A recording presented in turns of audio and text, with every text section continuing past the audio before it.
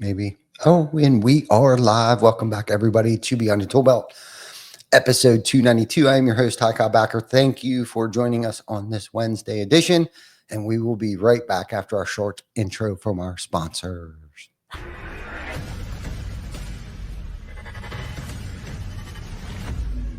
TC Backer. Roofing, siding, windows, gutters, solar. Roofing, siding, windows, gutters, solar. TC Backer.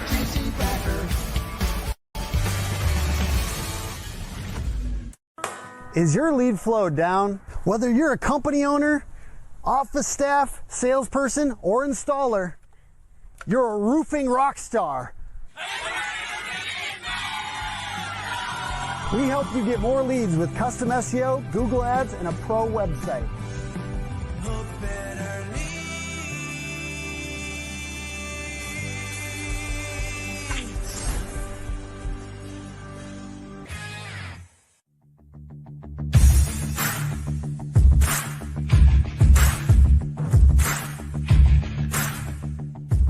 Welcome to Behind the ToolBelt, where the stories are bold, the conversations are real, and the insights come to you live, raw, and uncut. Every week, host Cobb Backer sits down to bring you the stories, the struggles, the lessons learned, and the wins. No filters, no scripts, just the truth. Please welcome your host of Behind the ToolBelt, Cobb Backer. Hey, and we are back. Welcome back to Beyond the ToolBelt, where we talk with builders, branders, and big thinkers shaping the trades and beyond. Today's guest is a powerhouse in the world of marketing. He's helped hundreds, if not thousands, of contractors grow their businesses and also has built a dominant agency in the roofing space. And now he's dropping a blueprint for becoming unforgettable in your own backyard. He is the founder of Hook Agency and the host of Hook Better Leads. How to become, and now has his brand new book on how to become a hometown hero.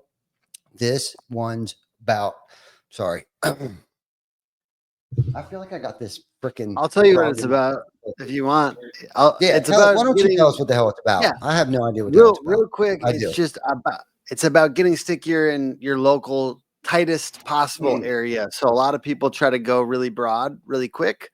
And this one is about getting really tight on the space that you're trying to market to. And then it's about emotional things that make you stickier. And it's got 27 people in it that know the topic from each chapter really, really well. I found the best person at that particular topic and got them to speak on it. So it's got a lot of people's stories in it and just a lot of cool people, roofing and other home services. So plumbing and HVAC. Yeah. Thank you. And Thank you for having feels that. like a real book. It's a real It feels book. like a real book. Yeah, And it it's feels like a good. real book. Well, That's I was the funny kind thing of, is, like, I keep hesitant because I thought, no, it's a book by Tim Brown. I was like, what kind of book? No, I'm just kidding. Yeah. What could this possibly be? And the funny thing is like it's good. It's better than I deserve because of those 27 people that are in it. It's better than I deserve as far as like how good the ideas are in here. And there's just literally you'll go through it and you'll both have a little bit of a change of the way you're thinking about your marketing, like a bigger change. And there's a bunch of little tactics to use right away. So I hope people check out the book, but we can talk about whatever today. We don't have to sit and talk about No, it's good. That's good. No, I love it because it's more than just about marketing. It's about impact, influence, and what it takes to earn legendary status in your community. Yeah. You know what I mean? So and I you're love a great that. example of this. You're a really good example. That's why you're in the book. That's why Ty's in the book. But there's a bunch of other people that are kind of like Ty in that they're awesome and they're really good at these local marketing tactics and like involving yourself, being involved. That's a lot of it's around being involved. And you're such a great example of being involved. And I got really challenged by a ton of the people that shared in the book. Like I was like, damn, we could be doing more.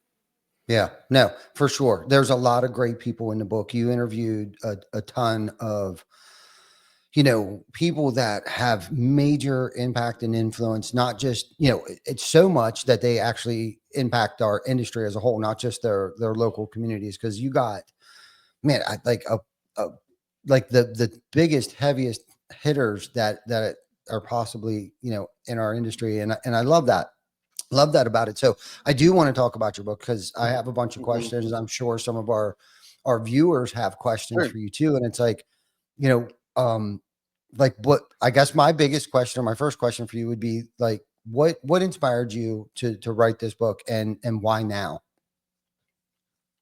Yeah, I think, it's funny, like as a CEO, I'm a CEO, right?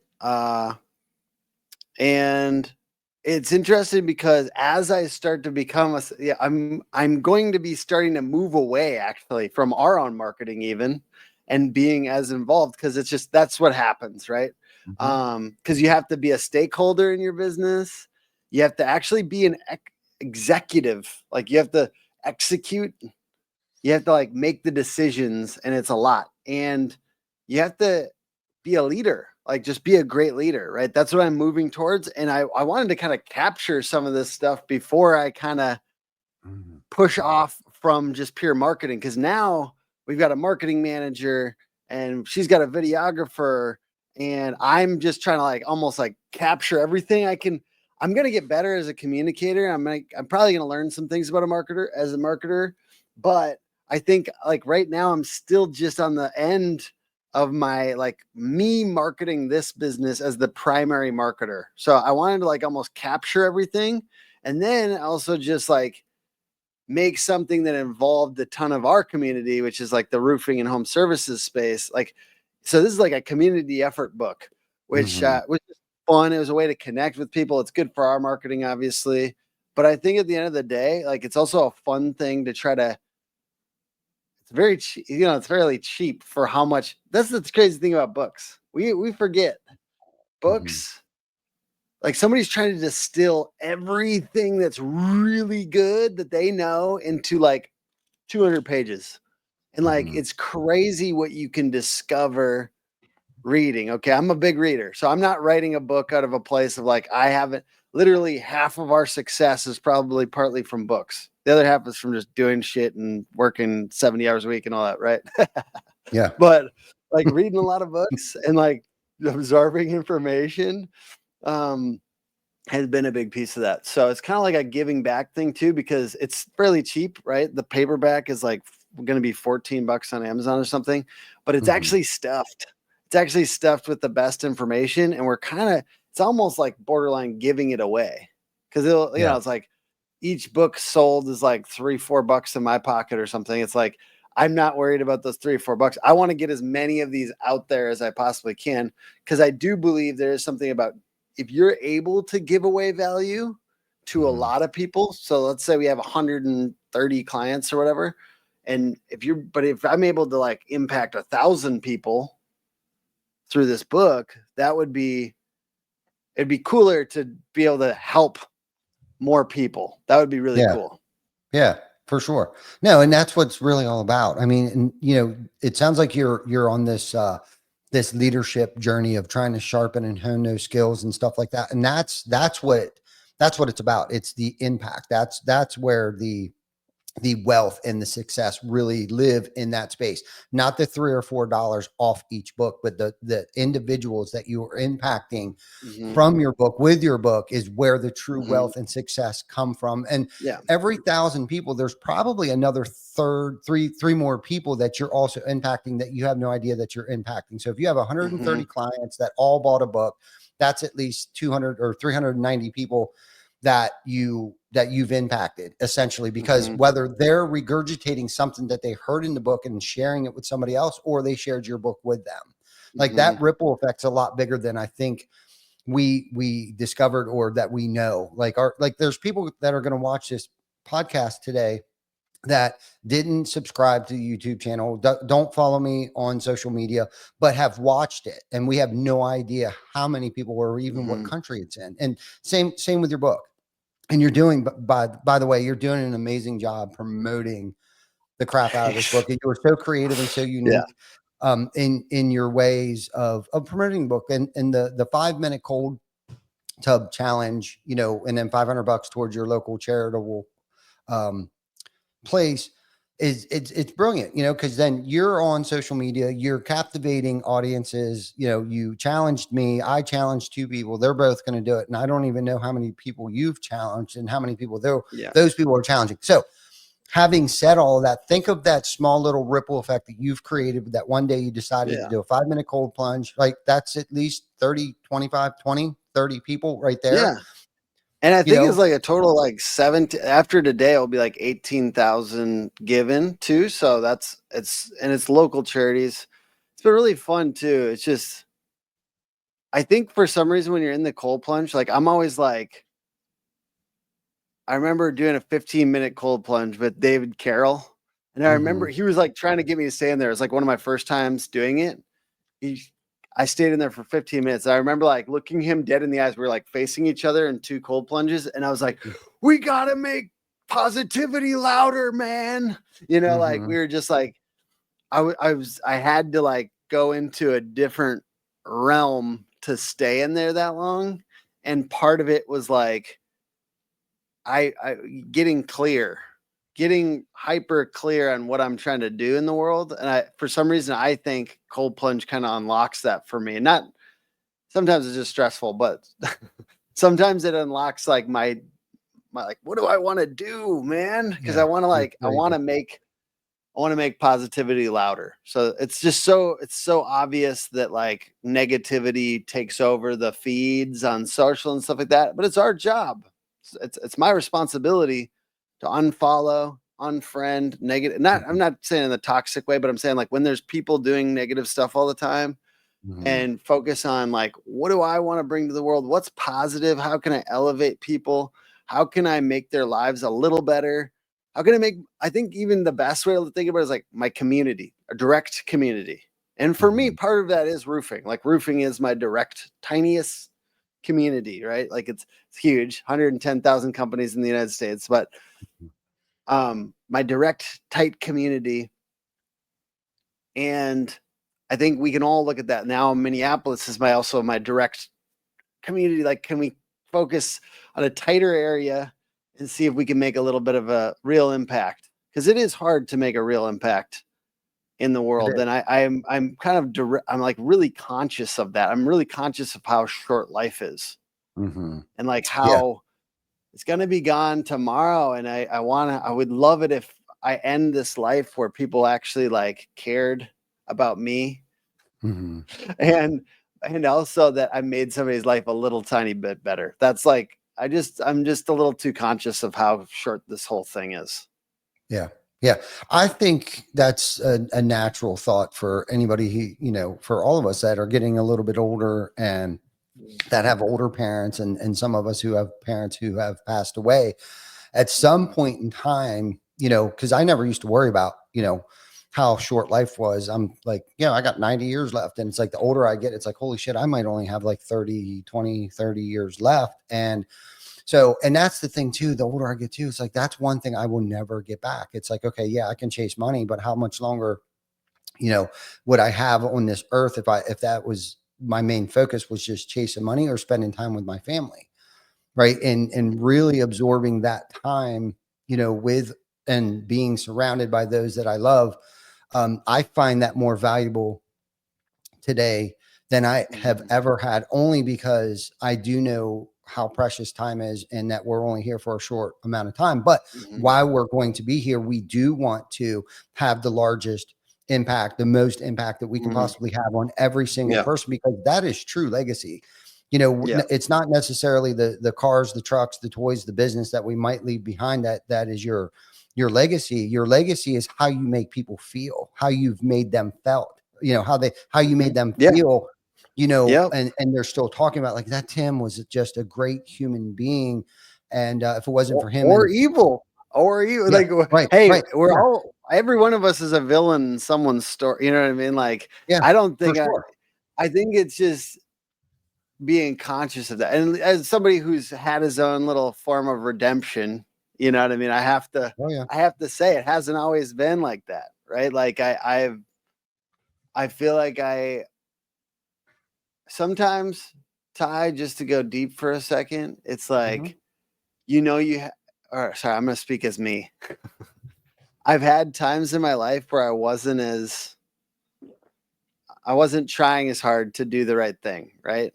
And so sometimes I feel like I'm just, I've felt like I was just living down karma by Mhm. trying to do some good things for the world. Cause I'm like, I gotta undo some of this stuff. Like that party, like I'm not even saying partying is bad, but like some of the things I did when I was partying, like not treating people as good as I'd like to. So some of it was Mhm. like living that down. I hope I'm past living that down now. And now it's just an abundance thing and life is good. And I do feel like there's so many good things going on that I must have done something right.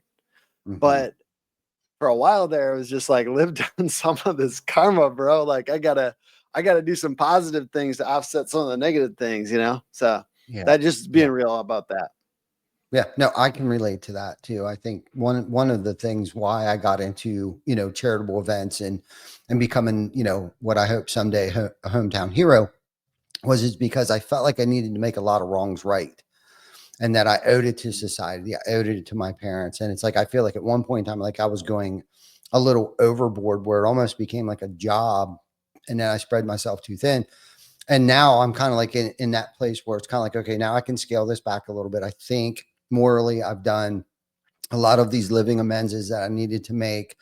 I still make mistakes. I still owe people, an apology every now and then, but I catch it a lot quicker because this thing too, I want to live a good life. I want to live a life of Yeah. peace. And I don't want to, feel awkward around people. And I'm not saying that there isn't people that don't snatch my spirit. And I know me enough Mhm. today that sometimes I do need to avoid people, places, things, and situations because Mhm. it will snatch my spirit. They're like an energy vampire, those places sometimes. And it's like I do, because I do want to live on like that energy bus, right? And I want Mhm. passengers on that bus with me on this journey that we're on, and I want to radiate energy. I actually switched my signature on my email to CEO, and not for chief executive officer, but for chief energy officer, because that is my job today. I am the guy that spreads the Mhm. energy, whether it's good or bad, right? And I got to be real Mhm. conscious of what form of energy I'm radiating on a day-to-day basis. Even with my family, the closest people in my life, I know I can turn a room dark, or I can lighten that thing up like a Roman candle in a Mhm. good way. So I know that about me. I know I'm very impactful, whether it's negative or positive, and I'm very aware of that today. But that's where I get my fulfillment from, right? If somebody comes into my Mhm. office and they have an issue and they're having a bad day, like I want them leaving the office in a better space than they were Yeah. before they came into my office. Because I used to be the guy that if they screwed something up, one, I was very unapproachable. I would have lost my shit. Not that I still don't have a moment every now and then, but I've learned to be able to pick and choose my battles better, I think. And you were talking about the one thing, leadership, and you're talking about, your business is in a good place. And it's like I've been in business, and I'm gonna switch the subject here a little bit, but it sounds like you are in a peacetime, right? Like peacetime. Mhm. So there's peacetime leadership and there's wartime leadership, Yeah. at least Yep. when you're in business long enough, because businesses go through ebbs and flows. And Yeah. it's great when you're kind of Yeah. like on that pink cloud in business where everything just Oh seems yeah. like, I mean, last it's, year, because it was you and I talked about this last year, like yeah. election years, bro. Mhm. I actually had it in my calendar, or I put it in my calendar now. I have it in Mhm. my calendar now for the beginning of an election year. I think Mhm. you said that to me on Yep. the trip we did, and I have that now. So, but it was a Like bad one for us. preparing yourself, yeah, for Yeah, wartime leadership, because that's when yeah, you have to pivot and you have to be way proactive. You can't react yeah, to an election year. If you're already in it, yeah. you're already in it. You have to prepare for it. And it's like, and where your services come into play for somebody like me in a roofing space, like if I know an election year is coming, that means I need to start doubling down now. You Hmm. know what I mean? And not wait till Yeah, January 1st and then the inauguration is over and then decide I'm going to start marketing. Like you got yeah. that was my whole point, was is like once I have identified some ebbs and flows over the years, and anything, I've learned this too, anything can affect the economy. Anything, something Hmm. that is posted on social media, something that's all over the news. It doesn't necessarily have to do with um politics necessarily. It Mhm. could do with, I mean, all sorts of things can affect the economy. Yeah, But well, go ahead. everyone gets really like overanalyzing, I think, too, in those. I mean, just overthinking stuff, right? Because they're like, because it's pretty negative too. The news cycle gets very negative during an election Of course year. it does. So it's just like, so anyways, I'm prepping for that next time. Okay. And the funny thing is like we had like a 20-30% growth. So I don't know what I was complaining about, but it's like when you prepare for a lot of growth, like when you hire ahead and then Yeah. you're like you hired too much, and then you're like, so that happens. I feel like that's I've talked to a bunch of entrepreneurs where they did the same thing, where they're like Mhm. they're hiring for a bunch of growth, and then if it doesn't happen like that, they're just kind of upset because we're not promised anything, right? Like as an No. entrepreneur, there's no guarantee. Like you can do all the things right, but there's things outside of your control, which is something I'm just learning in business. I mean, I've known in life for a while, right? Like, but there's things outside of my control. It doesn't Mhm. mean I have a bad business, but there's cycles and larger patterns that affect my business, whether or not I want them to. And Mhm. I do like the phrase. I've talked to this big HVAC sales guy. He says, I never participate in a bad economy. I Mhm. love that. However, Yeah. it's like not even always about economy. It's just like apprehension for purchases. It's just that cycle we don't know. And like the bigger your business is, I think the bigger it's like you don't get to just like slap a little motor on the back of this thing and then like go fast, right? It's Right. crazy how big the motor has to be on a big boat. Yeah. No, and you're absolutely right. It's harder to reel things in the larger that it is. And your team has a lot to do with it too. Like if you got to pivot and pivot quick, your leadership plays a big, huge role in that. And Jocko Willing talks about decentralized command. If Mhm. we have over 100 coworkers at any given time, okay, if they all had to wait for me to make decisions, like, oh, I don't know. When is this getting done? I don't know. I'm waiting on Ty to get back from Mhm. vacation before he can, or whatever the case might be. That Yeah. bottlenecks the entire business. And fortunately, I had just got to experience one of our leaderships. Um, that was a bottleneck at one of our locations. So I actually got to see myself in somebody else. We're going through some transitioning right now, and I got to reflect on where some of the ebbs were and where some of the flows were, like what was good, what was bad, and what it came down to is first and foremost, I didn't set clear enough expectations, a timeline, a Mhm. budget. So I looked at to see where I played a part in this, or not necessarily Yeah. what part, but what could I have done differently. And then I also got to reflect upon what the other party may have been doing wrong, and a lot of that had to do with trust and Mhm. setting and instilling and empowering other people to make decisions. And all of the decisions rested upon this person's shoulders. Well, there was no growth, there was no expansion, there was like, it just completely got super stale. And everybody kept saying, well, so and so busy, I'm waiting on an answer, I haven't heard from him for 2 weeks. We don't know where he's at, he hasn't gotten back to us yet. And it's like it all stemmed from one individual that everybody was waiting on to just make a decision. Mhm. And everyone's just kind of like Yeah. sitting around waiting, what not trying to figure out what to do. And I got to actually sit back and see myself in another human being. It's like, God. And it Mhm. was a reminder, because I haven't led that Yeah. way necessarily. Now there are certain things that don't, that I make decisions on. But nobody's necessarily, I don't think, waiting around, where we're holding up a couple $1 million, Yeah. or, or screwing over a homeowner because, they're waiting on me to make a decision, and I think that's where a lot of businesses stunt their growth, is because Yeah.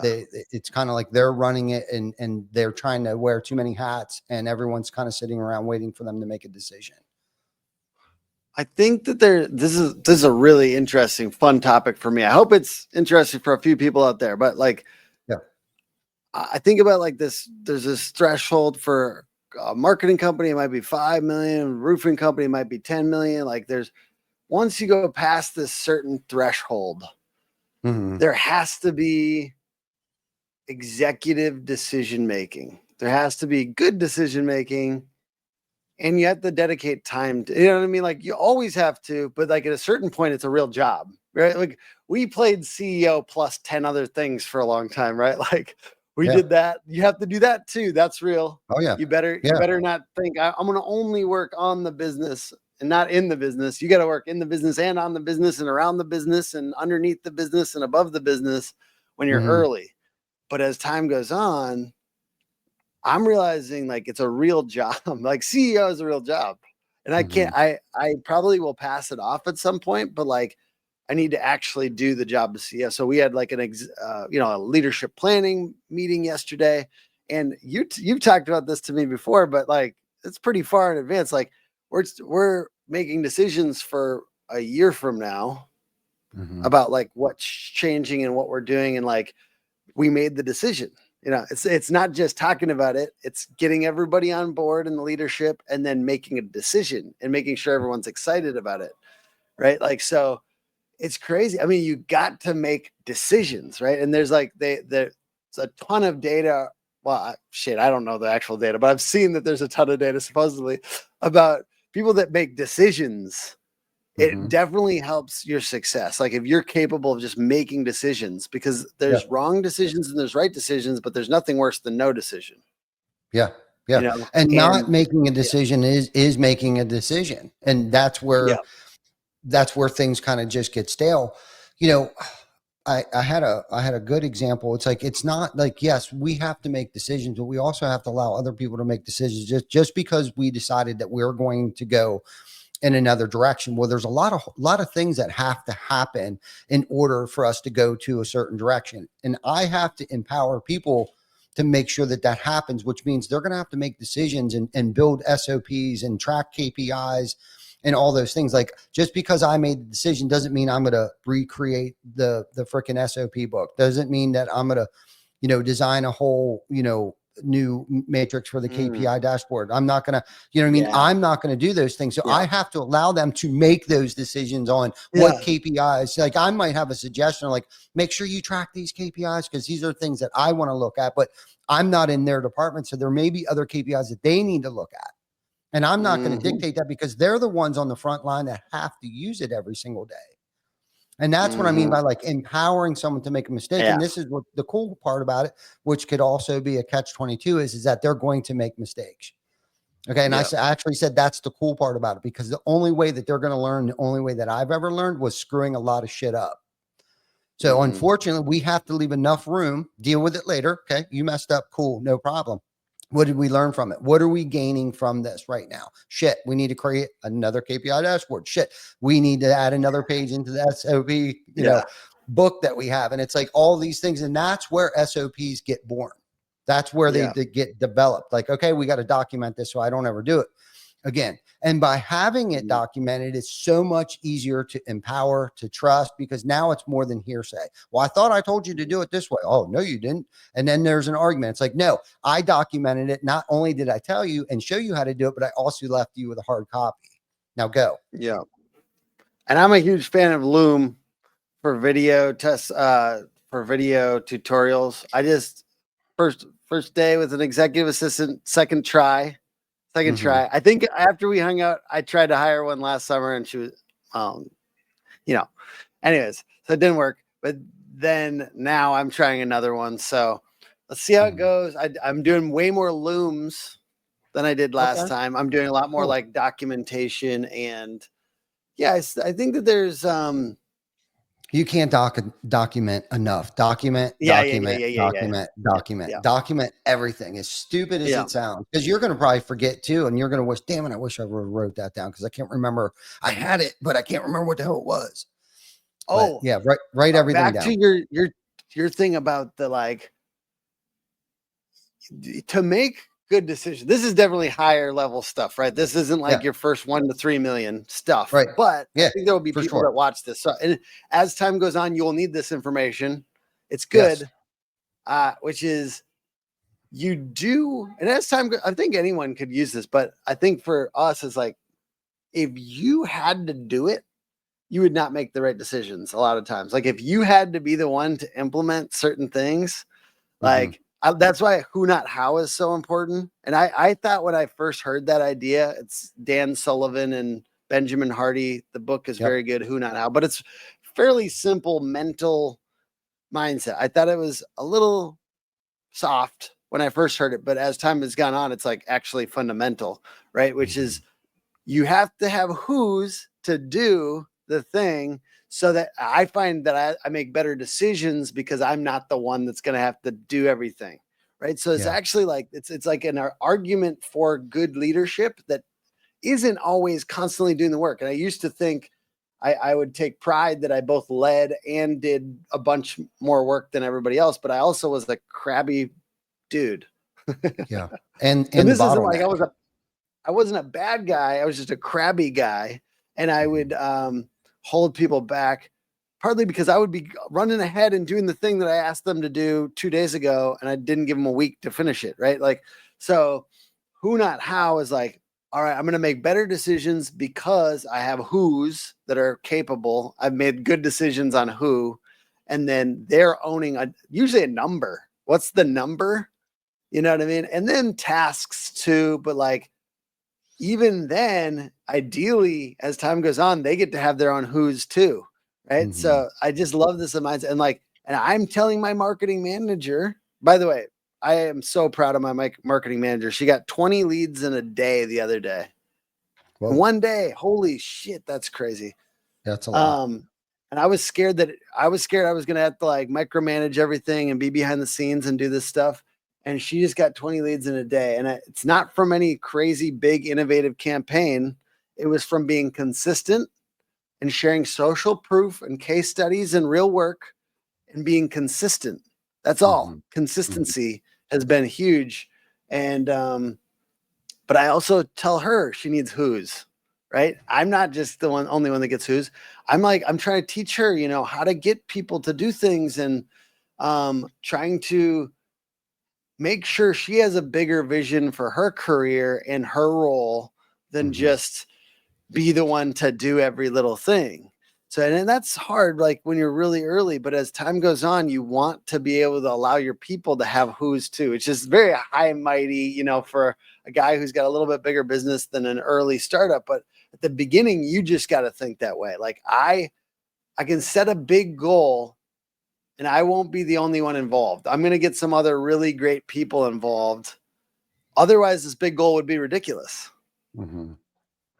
Yeah, for sure. No, you're right. And that I think that's where a lot of us get stuck. I was stuck in that, early stage bootstrap startup, roofing company where I felt like I had my pulse on everything and did everything. And if it took too long, it was like, kind of get out of the way. I can do it better, and I think it's because it's our baby. We think, nobody can do it any better than us. And man, I haven't talked about this for a while. We're like, I'm wearing 15 hats and now I'm just mediocre at everything. I can't excel at anything, whether it's personally or professionally, because I'm so stressed out. I'm working 100 hours a week. I'm selling the jobs. I'm building the jobs. I'm ordering the materials. I'm calling up the subs. I'm calling up the supply house, like all of these things where it's like, and I think I was thinking so small, and I've been on this kick, and it's going to be a part of my keynote, but it's almost like I had that mentality, like I can outwork anybody. Okay. Just to make ends meet. Like I wasn't purpose driven, right? My purpose was just to make ends meet. But my attitude is I'll outwork everybody. And I think if we think that way, yes, you need that mindset when you get into business for yourself. It's like, yes, you need to outwork everybody. You need to be the first one there, the last one to leave, and set the example and set the standard early. I get that. But you need to be driven by purpose. Like, what is your purpose? Is your purpose to eventually create this framework and be able to pass it off to somebody else so then they have something to do? Okay. So now you're impacting somebody else, you wrote the framework. And then I've noticed over time, like my old frameworks that I've passed the torch off to other people, they do it so much better than I ever did it. Because one, I was doing 15 jobs. I was mediocre at everything. I couldn't excel. I couldn't think high level. I was so far in the weeds and working in the business. Okay. Yeah. Then when I started to delegate things to people, okay, I found out, like, one, first and foremost, we started to grow almost exponentially. Like immediately we started to grow the moment I started to delegate tasks to other people. And then I realized, like, holy shit, that one task that I was doing actually created a 40-hour-a-week job. Okay. The scheduler, the person that schedules all the roofing, the siding, and the gutter jobs, like that is like a one-man person. Like that was me doing that on top of selling the job, on top of the service department. I was still putting on my tool pouch at that time and wondering why I'm screaming, grow, grow, grow, go, go, go. And it's like, dude, like, well, I can't go anywhere. Like I was stuck. Yeah. You know, and it was because I That's didn't one thing trust that anybody.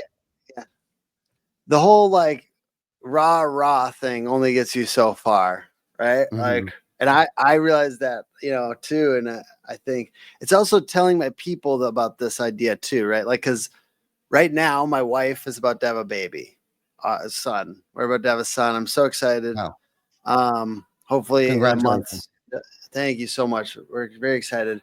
And I she's bet. like, oh, I'm just going to step out. Everything's going to be fine while I'm gone. I'm like, baby, you have no idea how many things you do around here. You have no idea. And like, I know there's like an impulse in all of us to then, okay, I'm going to be gone for 2 months and everything's going to be fine. And then they're going to miss me. And then when I come back, they're going to be like, oh, we realized how much you do. But like, we have to almost like be doing our own little succession planning all the time. Yeah. Ideally, like in her case, I'm trying to get her to like replace some of that. Like basically she runs the office admin. And then there's a bunch of other things. She's also like ARAP. She's got so many jobs, you know what I mean? Like so many jobs. And I think when you're a business owner, you don't realize how many jobs you've been doing. Right. And once you start passing it off, you're usually, in my case, I was like, that's all you can do. That's like 1/5 of what I was doing. And that means I was productive, but it also means no wonder I was frazzled. You know what I mean? Cause I literally had 5 jobs. So, but it's also like teaching other people like to kind of do some little bit of self-succession. And we did this recently very positively when our video guy, who I love, Jack, moved on to, and that was like obviously a gut punch because he's super cool and I miss him to this day. He moved on to Barstool Sports, which is a dream job, but I do aspire to one day Hook Agency being a dream job as well. I think for some people it is, but I think that he took 2 weeks to make all the standard operating procedures for his role. And so when the new video guy, Axel, just started now, he stands on the shoulders of giants. You know, he's capable of getting up to speed so much quicker. He's already putting out really cool videos and I'm like super proud of him. And part of that is because he immediately got up to speed with all these SOPs. So we all have to think about that, whether we're a business owner or somebody else, like succession planning for ourselves, allowing somebody else to be able to take over if we're gone. And that makes our lives better as professionals, because then we can take a break or like we can go on vacation and not everyone's like blowing us up because we made a few Loom videos or a few SOPs to allow somebody else to take that part of our like critical part of our job over for a little while. So it's hard to teach people that without saying hire, because I'm not saying that. Hire slowly. Like let's all keep the boat afloat with profit, but also allowing somebody else to do your job for a little bit, or when you do bring somebody on, like giving them everything they possibly can use to succeed. Anyways, the whole SOP thing is like, I could talk about that forever because it's obviously like super important. Yeah, it really is. Document everything. And like, I like how you mentioned too, like, what if somebody wants to go on vacation and not be bothered? It is so important that somebody else within your office, and we do a lot of cross training. So that way, if somebody does leave, along with the documentation, whether it's hard copy or digital copy of the SOP, but pretty much, especially on the admin side of things, there's not many people that don't know how to do everybody else's job. One, because if somebody gets backed up, somebody can jump in and kind of help out and pick up the pieces. But most importantly, so they can get some time off and spend some time, whether it's a week, 2 weeks, or if they're pregnant and they need to take a furlough, for, for 2, 3 months at a time. And we've done that already, where the team is able and capable of pulling together and pulling their weight instead of hiring somebody else temporarily, right?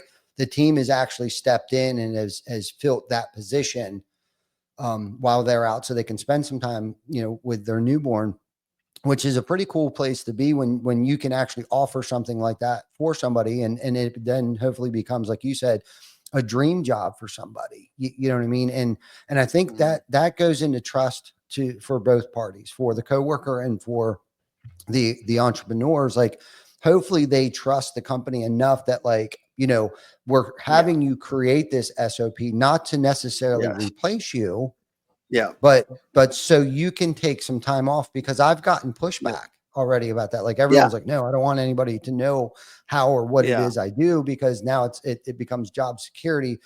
And little do they know, when you're thinking like that, again, getting back to small thinking, Yes. they're actually bottlenecking that department. They're Mhm. bottlenecking like their role. And it's like, if you can convince them, like, look, this is that we want you to grow within this company. And at some point in time, you Mhm. should start looking for your replacement so you can actually Yeah. move up in the Yeah. company. And that's where our jobs are so important to be. The CEO is always trying to figure out ways to create more opportunities for people. How can we bring smarter people into our organization and raise the IQ of our Mhm. organization? And we may already have that IQ here, but we need to unlock it with that individual and help them move into a higher position, and then filter somebody else in to replace what it was they were doing. And when you were talking about yourself and your wife, and she's got to take time off, I think the biggest thing that I've tried to do over the years is always found, not always, up until a couple of years ago, I was always trying to find my replacement, right? Especially it's something that I know I'm not very good at and something that I dislike doing. If I'm not enjoy doing it, I got to get somebody else to do it. Unfortunately, I'm in a position to be able to do that. And even if you're in a smaller company and you're just starting out, if there's something you're not very good at, and it's holding your company back, you and your family and everybody else around you, then you should probably find somebody else that can do it better. I want to also note, sometimes it's something you are good at. And I mean, for instance, this marketing thing, I love marketing, man. I really love it. I will do it all the time, every day in bed for fun. You know what I mean? Before I go to sleep and when I wake up. However, being a CEO is the most important thing I can do with my time. Like leading people, making good decisions. And I also enjoy that. I love strategic planning. I love making good decisions, especially when we're winning. Obviously, it's like the best, right? Yeah. But I love marketing, but I hide there, and I've had coaches tell me that. I've had like peers, like, it's just because you love it.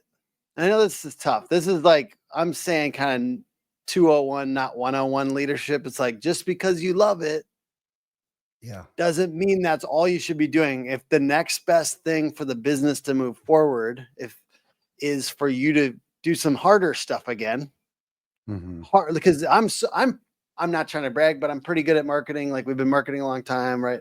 Whatever. Just because I'm good at it and I like it doesn't mean it's the highest leverage, highest value thing I can do with my time. I'm still going to do some of it because I need that to like get the like itch scratched. But there's also an element of like, you got to do CEO stuff. If you want to be a CEO, you got to be doing CEO stuff, So that's how I feel right now, is like making sure. Yeah. And sometimes it actually gets harder. Like, we think, okay, now we're in a position where we may not have to work so much, but not if you have big big dreams and goals and aspirations and want to take it to a whole nother level. What that means is there's a whole lot of more uncomfortable shit that you're going to have to learn, because we all know what got us here won't keep us here and won't get us where we want to go. So for me, my experience is there's been a lot of training and skills that I had to learn if I wanted to be an XYZ, type of CEO and manage, 1,000 people.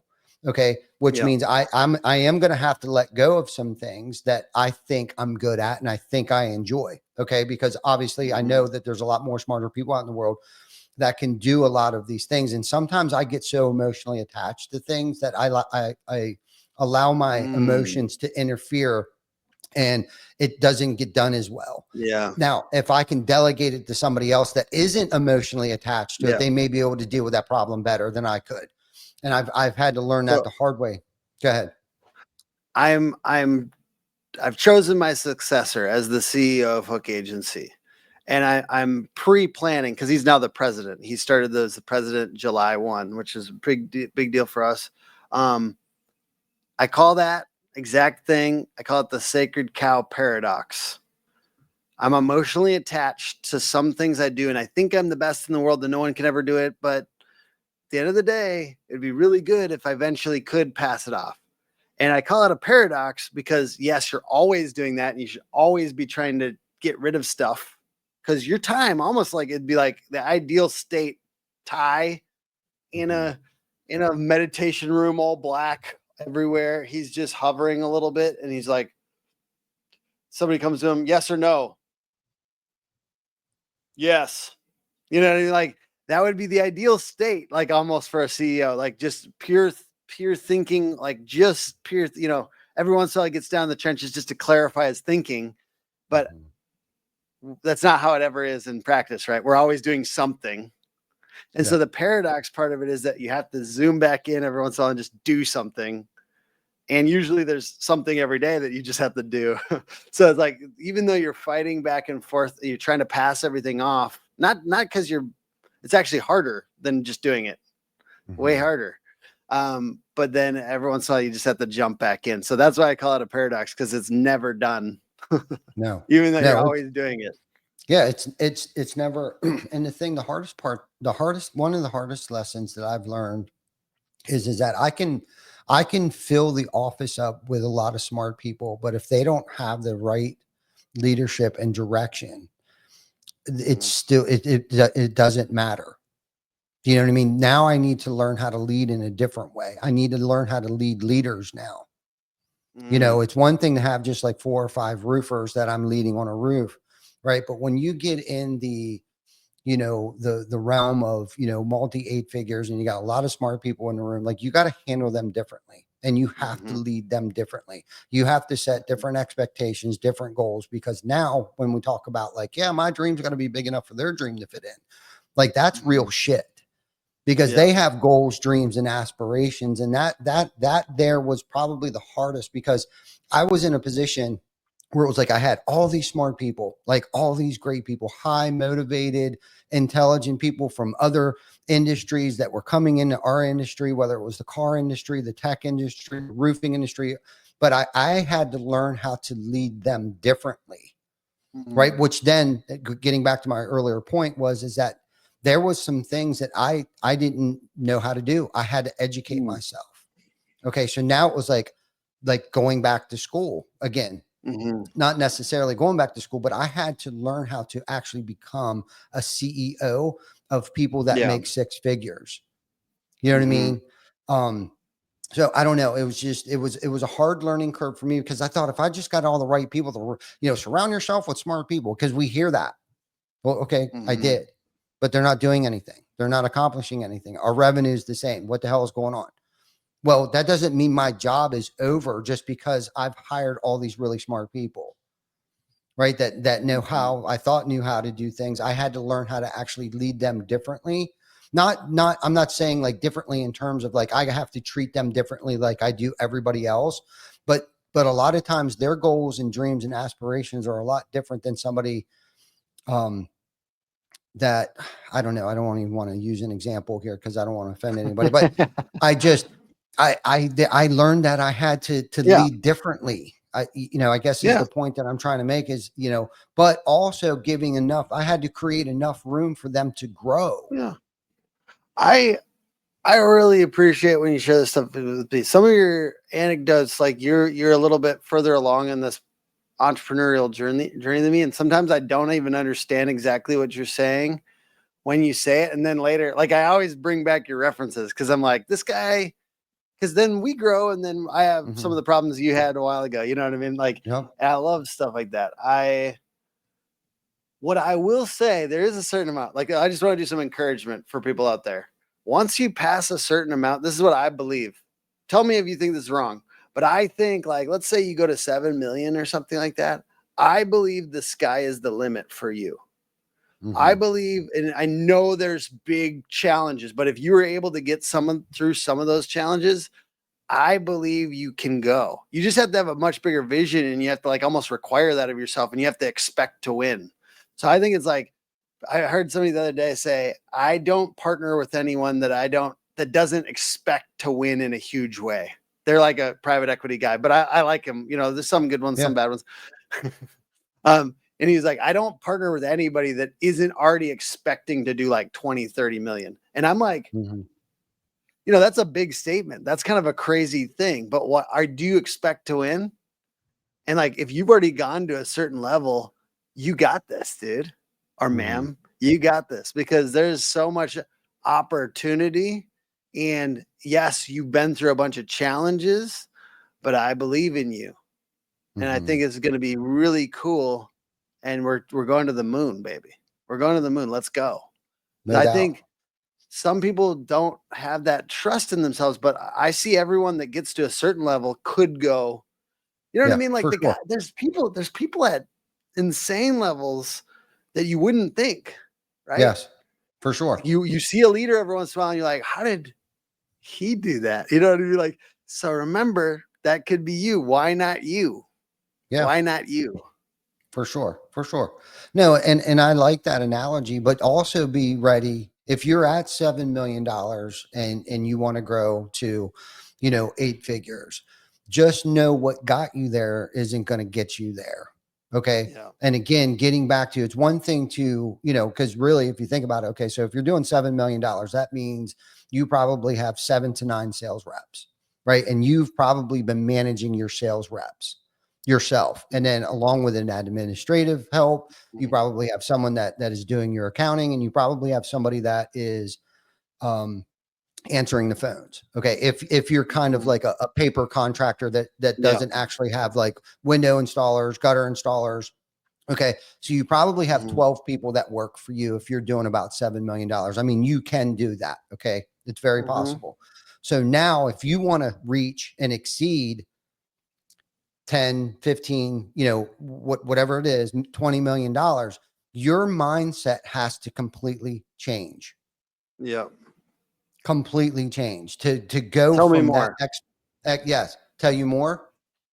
Yeah. Well, now you Talk got to me about yourself. what mindset has to flip. Like, what are the biggest levers to pull here? Well, now you really got to think about future stuff. And we've talked about this before.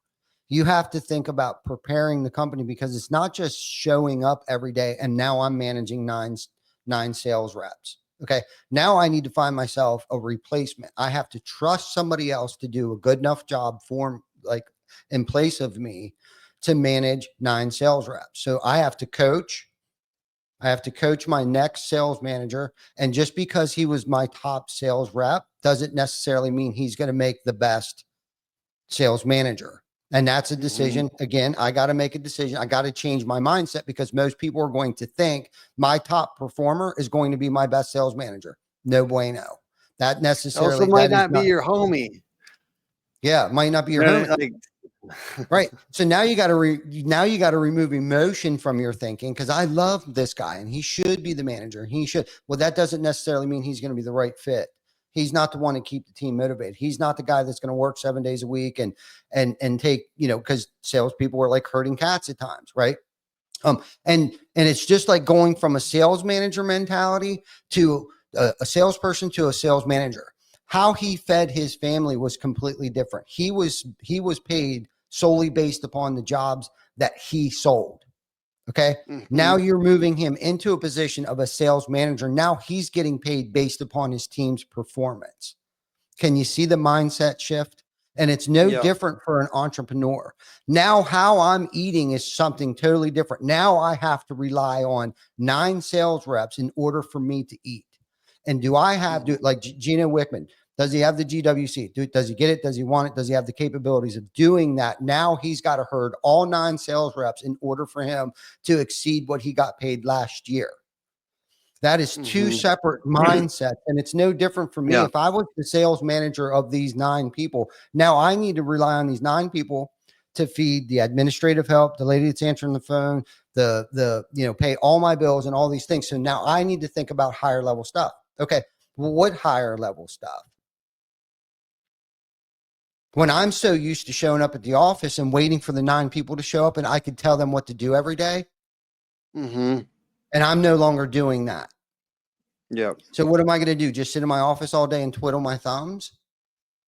No, I need to start thinking about some more high level shit. Now, how can I turn this into $18 million? Now we're doing $9 million. I got 9 sales reps. How am I going to do $18 million? Okay. So now I need to start thinking about creating a recruiting funnel. Okay. Don't know much about that, but I don't have anybody here that can do that for me. So now I guess I got to educate myself on how to recruit people. Right? Some people will probably just pick up a phone, hire, or just start running ads on Indeed. No, that's okay. But who's going to interview them? Who's going to vet them? Who's going to hire slow and let go quickly? Right? So now my mindset shifted from managing 9 people to actually trying to recruit 9 more people. Does that make sense? Yeah. How many are you willing to share? How many people are in your business? I think as of today, like probably 78 of us. Nice. Very cool. Yeah. And that includes, like, you have a lot of like installers and stuff working for you, et cetera. Or... Yeah, we have in-house gutter crews, window crew, service, a whole complete service department with a fleet of people over there, administrative help, sales reps. Yeah, we're like 36, I think, as of today, something like that. Like we've got a recruit, like we've got a full-time like HR recruiter person. We teamed, we kind of like combined it to be like talent development and recruiting, so that when she's not when we're not hiring as much, she still has a job. You know what I mean? Because there's down years, right? There's down times, and it's like, so now, then she can like work on the curriculum for the team. So we're trying to like get her to do that, and now she's getting a little help as well on that. So it's a lot of work to find the right people, and it's like that's another job we did originally, thinking it's not a full-time job. Every once in a while, I just need to hire somebody. You know, like, but then it like eventually becomes that. There's a lot of things entrepreneurs do that we don't really fully clock how many jobs we're doing. Absolutely. Still today, I do probably too many jobs, but that's okay. I love where I'm at. I love the position that I'm in, and I really feel like my team still really needs me. So I still show up every day. And that's a cool place to be, and I'm grateful that I don't have to do this by myself anymore. And I'm grateful that we've created an atmosphere and an organization that people actually want to aspire to be like, and have a company that people and culture that people want to be a part of, you know. And I feel like we've kind of set the standard, especially when it comes to, you know, how we treat homeowners, how we market our brand. We don't shit talk other companies. We're a team. Like, we can talk shit on each other, but don't talk shit on us or we'll kick your ass kind of mentality. You know, it's almost like a cult like culture that we've created around here. And a lot of that goes back to your book. We've become what I think, now that you've labeled it, a hometown hero. And that's where we all kind of get to rally together and see how many pounds of food that we can generate, and you know, how many turkeys we can deep fry and all that stuff. And it's like, that's where the camaraderie, the true camaraderie and fellowship and the culture come into play. And it's not even us being behind the desk every day with their earbuds in and not socializing with each other. Like, that's not necessarily where the culture gets built. It actually gets built outside of the office, out in the streets, you know, impacting our community. That, and then we bring that back into the office. Mm-hmm. Yeah.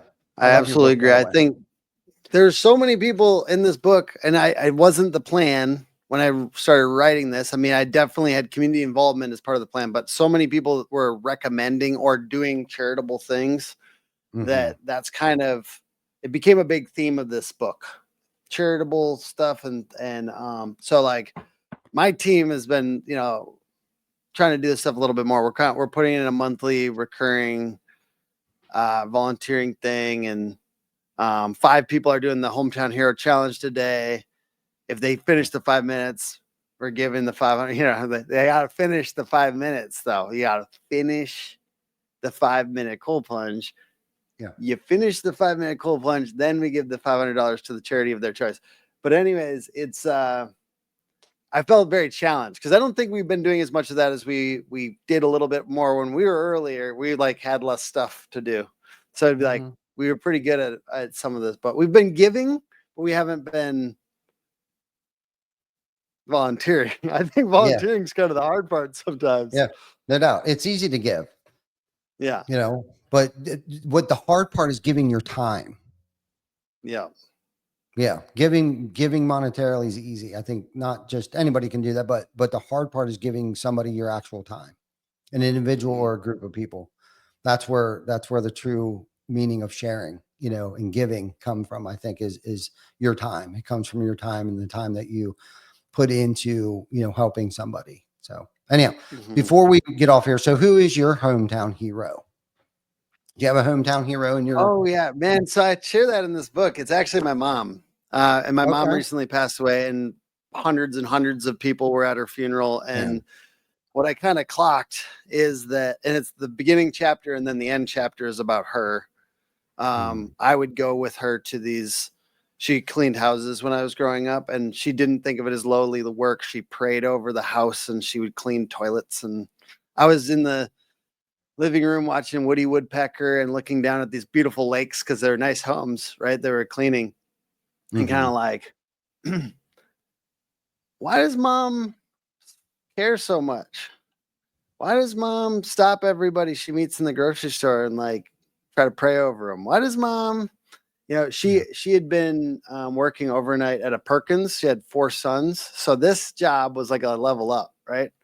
This is the next level, Mhm. and so she didn't think of it as lowly work, and she really cared about every single person that she worked on their home, you know. And I think at our best in our job, whatever our job is, that we don't think of it as lowly work, and we think of it as service to people, and we really care about them, and we actually like try to live our lives in such a way that each person that we come across is important. And I think my mom exemplifies that for me. So my mom is my hometown hero. Right on. Yeah. Good.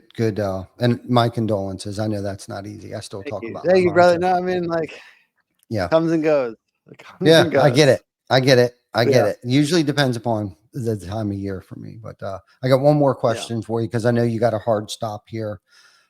What's one thing most people don't know about you that helped shape this book? Hmm. Huge thing is I mean, I didn't put the story in here, but like the last year trying to figure out how to like take some time off of work. My Thursdays off ended up allowing me to be there with my mom when she passed. And I also, you know, the things you taught me about spending an hour meditate. I meditate during you read and journal and stuff like that. Mhm. I've included that as well.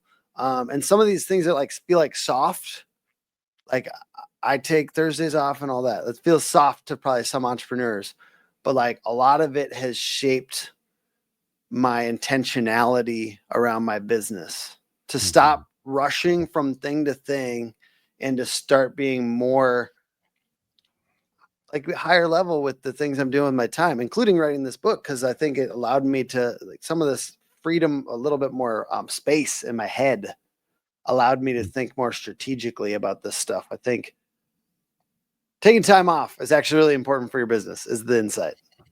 Yeah, no, I love that.